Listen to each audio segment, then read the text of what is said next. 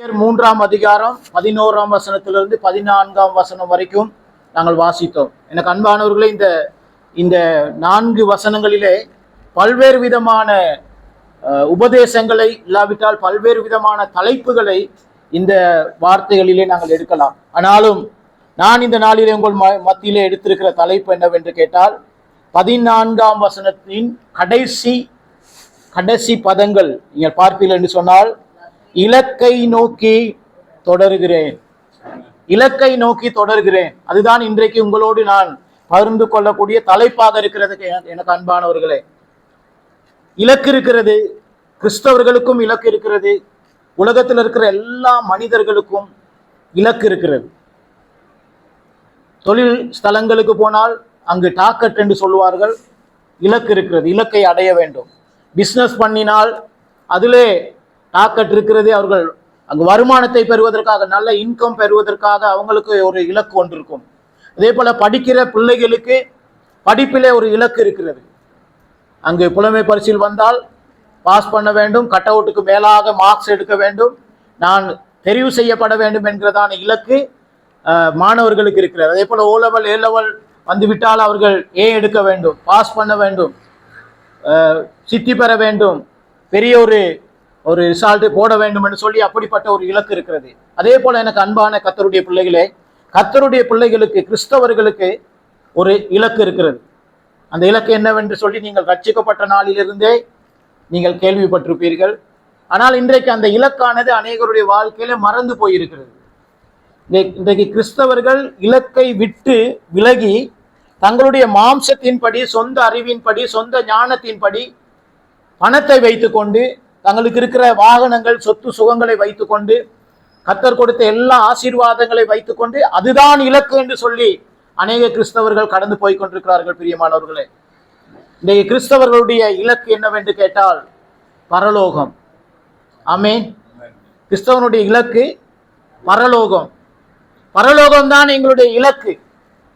மனுஷன் முழு உலகத்தையும் ஆதாயப்படுத்தி கொண்டாலும் தன் ஜீவனை நஷ்டப்படுத்தினால் அவனுக்கு ஒரு லாபமும் இல்லை.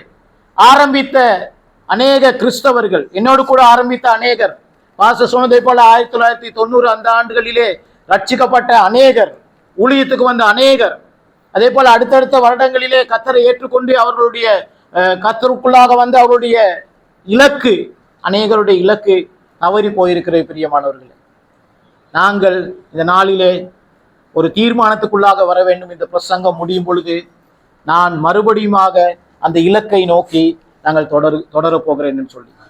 உங்களுக்கு தெரியும், நீங்க ஸ்கூல் படிக்கிற காலத்துல ஸ்போர்ட்ஸ்ன்னு ஒரு காலங்கள் இருக்கிறது. ஸ்போர்ட்ஸ் படிக்கிற காலத்தோட பயங்கர இன்ட்ரெஸ்டான நாட்களாக இருக்கும். நான் அன்றைக்கு அதிகமான அந்த ஒரு மாசத்துக்கு ஃபுல் ஜொலியா இருக்கும். பிள்ளைகள் எல்லாம் ஷூஸ் எல்லாம் கொண்டு போயிட்டு வேணும்னே என்ன செய்வாங்கன்னு கேட்டா, இது அழுக்காக்குவாங்க. வேணும்னே சகதியில் போயிட்டு பெறல்றது, ஒண்ணுமே செஞ்ச மாதிரி இருக்காது. அது ஒரு பயங்கர ஜொலியான ஒரு மாசம் தான் அந்த ஸ்போர்ட்ஸ் மாசம். ஆனா ஸ்போர்ட்ஸ்ல நீங்க பாத்தீங்கன்னா ரிலேன்னு சொல்லி ஒன்று இருக்கு, அஞ்சல் ஓட்டம், அதே மாதிரி 100 மீட்டர் ஓட்டம், 200 மீட்டர் ஓட்டம், மரதன் ஒன்று இருக்கு.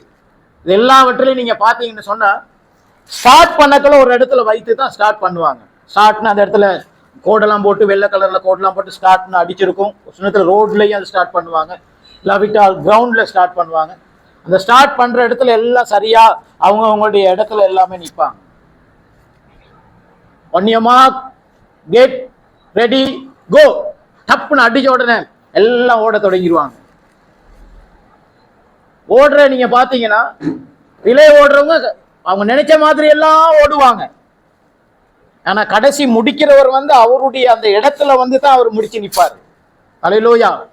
100 மீட்டர் 200 மீட்டர் எந்த ஓட்டத்தை ஓடுறவங்களா இருந்தாலும் ஸ்டார்ட் பண்ணி கண்ட வாக்கில் ஓடுவாங்க. அங்கிட்டு போவாங்க, இங்கிட்டு போவாங்க, இன்னொருத்தருடைய ரோல ஓடுவாங்க, எல்லா இடத்துலயும் ஓடுவாங்க. கடைசி முடிவு அவங்க ஆரம்பிச்ச அந்த ஸ்பொட்லயே நிப்பாட்டுவாங்க. யார் முதலாவதாக வந்தது என்று சொல்லி பார்க்கிறத விட ஆரம்பித்த இடத்திலேயே யார் கொண்டு நிறுத்தி இருக்கிறாங்களோ அவங்க தான் வின்னர், அவங்களுக்கு தான் முதலிடம் என்று சொல்லுவார்கள். அதே போல எனக்கு அன்பான கர்த்தருடைய பிள்ளைகளே, கர்த்தருடைய பிள்ளைகளாகிய நீங்கள் நானும் ஒரு சில நேரத்தில் நாங்கள் ஆரம்பித்த இடம் எங்களுக்கு மறந்து போயிருக்கலாம். ஆரம்பித்த நோக்கங்கள் எங்களுக்கு மறந்து போயிருக்கலாம். இன்றைக்கு இயேசு சுவாமி வருகிறார் வருகிறார் வருகிறார் என்று சொல்லி நான் 1989 கடைசியில் 90ல தான் ரட்சிக்கப்பட்டேன். நானும் ரட்சிக்கப்பட்ட நாளிலிருந்து பாஸ்டர்மார்கள் பேசுகிறத கேட்டிருக்கேன், நானும் பேசியிருக்கிறேன். இயேசு கிறிஸ்து வருகிறார் வருகிறார் வருகிறார் வருகிறார். இப்ப நிறைய கிறிஸ்தவங்களுக்கு அவர் வருவாரா அப்படிங்கிற ஒரு டவுட்டும் இருக்குது. என்ன, போன நாள்ல இருந்து சர்ச்சில் பாஸ்டர்மார் இதுதான் சொல்லிட்டு இருக்கிறாங்க. ஏன் இயேசு கிறிஸ்து வருவதற்கு தாமதிக்கிறார்? எல்லா ஜனங்களும் ரட்சிக்கப்பட வேண்டும், ரட்சிப்பை அடைய வேண்டும். அதை விட விசேஷமா ஒரு தாமதிக்கிறதுக்கு நான் நம்புறேன், கிறிஸ்தவர்கள் ரட்சிக்கப்படணும். ரட்சிக்கப்பட்டு சர்ச்சுக்கு போயிட்டு விசுவாசியா பல வருடங்கள் சபையில் இருந்த விசுவாசிகள் ரட்சிக்கப்படணும். நீங்க உலகத்துல யோசிச்சு பார்த்தீங்கன்னா அதிகமான தவறு செய்யறது யார்? ரட்சிக்கப்பட்டவங்க தான் அதிகமான தவறு செய்யறாங்க. நான் அடிக்கடி சொல்றது, ரட்சிக்கப்படாதவர்களுக்கு மனசாட்சி மாத்திரம் தான் இருக்கிறது. ஆனா மனசாட்சிக்கு பயந்து ரட்சிக்கப்பட்டவர்களை விட நல்ல உண்மையான ஜீவியத்தை ஜீவிக்கிற அநேகர் இருக்கிறார்கள். ஆனால் கிறிஸ்தவர்களுக்கு மனசாட்சியும் இருக்கிறது, பரிசுத்தாவியானவரும் உள்ளே இருக்கிறார். பரிசுத்தாவியானவரையும் வைத்துக்கொண்டு மனசாட்சியும் வைத்துக்கொண்டு அதிகமான தவறு செய்கிறவர்கள் கிறிஸ்தவர்கள்லாம் இந்த உலகத்துல. இன்னைக்கு பக்கத்து வீட்டில் உள்ளவங்க ரட்சிக்கப்படாதது காரணம் என்ன? உங்களுடைய பக்கத்து வீட்டில், விசுவாசிகளுடைய பக்கத்து வீட்டில்.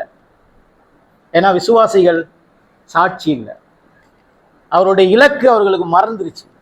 இன்னைக்கு மனுஷனுடைய இலக்கு அவன் யோசிக்கிறான், எனக்கு அது வேணும், இது வேணும், அது கிடைக்கணும், இது கிடைக்கணும், பணம் கிடைக்கணும், வாகனம் கிடைக்கணும், வீடு கிடைக்கணும், அப்படி இருக்கணும், இப்படி இருக்கணும், இதுதான் இலக்கு. ஆனா இதெல்லாம் ஒரு நாளைக்கு விட்டுட்டு தான் ஆண்டவருடைய சமூகத்துக்கு போகும். எனக்கு அன்பானவர்களே, பவுலுடைய வாழ்க்கை வரலாறு உங்களுக்கு தெரியும். அவர் ரட்சிக்கப்பட்டு கர்த்தருடைய ஊழியத்துக்கு வந்ததுக்கு பிறகு அவருடைய வாழ்க்கையில எப்பொழுதுமே அவர் யோசிச்சது என்னன்னு கேட்டா, இலக்கை நோக்கி தொடர்றது மட்டும்தான் அவருடைய